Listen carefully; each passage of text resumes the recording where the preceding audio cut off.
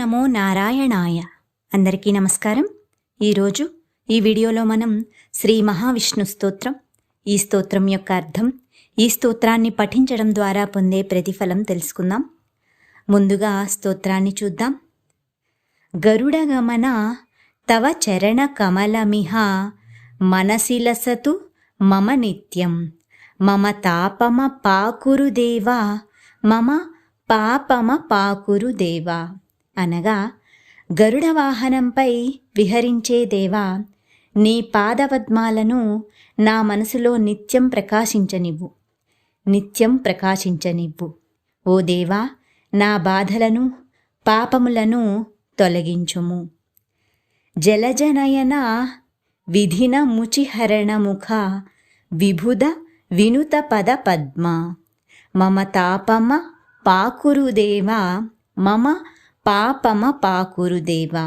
అనగా, కలువరేకుల వంటి కన్నులు గల స్వామి, నీ పాదపద్మాలు బ్రహ్మచే, ఇంద్రునిచే మరియు శివునిచే పూజింపబడ్డాయి. ఓ దేవా, నా బాధలను పాపాలను తొలగించుము. భుజగశయన భవ మదన జనక మమ జనన మరణ భయహారి మమ తాపమ పాకురు దేవా మమ పాపమ పాకురు దేవా. అనగా, ఆదిశేషువుపై పవళించే కాముని తండ్రివైన స్వామి, నా జనన మరణ భయాలను తొలగించే స్వామి, దయచేసి నా బాధలను పాపాలను తొలగించుము. శంఖచక్రధర దుష్టదైత్యహర సర్వలోక శరణ మమ తాపమ పాకురు దేవా మమ పాపమ పాకురు దేవా.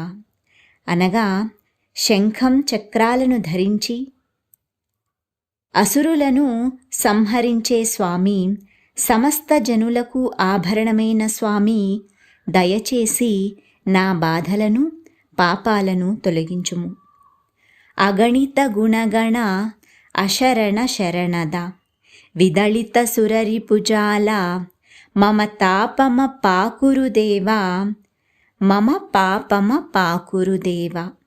అనగా, లెక్కలేనన్ని ఉత్తమ గుణాలు కలిగి రక్షలేని వారికి రక్షణ కల్పించే స్వామి, దేవతల శత్రువులైన అసురులను చాకచక్యంతో నాశనం చేసే స్వామి, దయచేసి నా బాధలను పాపాలను తొలగించుము.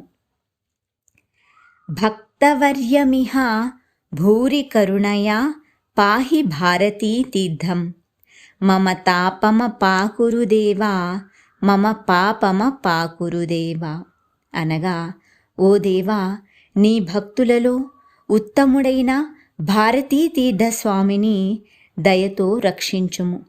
దయచేసి మా బాధలను పాపాలను తొలగించుము. ఇప్పుడు ఈ స్తోత్రాన్ని పఠించడం ద్వారా పొందే ప్రతిఫలాన్ని చూద్దాం. ఈ స్తోత్రాన్ని ప్రతినిత్యం శ్రద్ధాభక్తులతో పఠించడం ద్వారా మనశ్శాంతి లభించును, జనన మరణ భయాలు తొలగును, సర్వరోగ నివారిణిగా ఉపకరించును మరియు ఆధ్యాత్మిక తత్వం వృద్ధి చెందును. ఇది జగద్గురు శ్రీ భారతీ తీర్థస్వామినా విరచితం శ్రీ మహావిష్ణు స్తోత్రం. అనగా, ఇది జగద్గురు అయిన శ్రీ భారతీ తీర్థస్వామిచే రచింపబడిన శ్రీ మహావిష్ణు స్తోత్రం. ఓం నమో నారాయణాయ.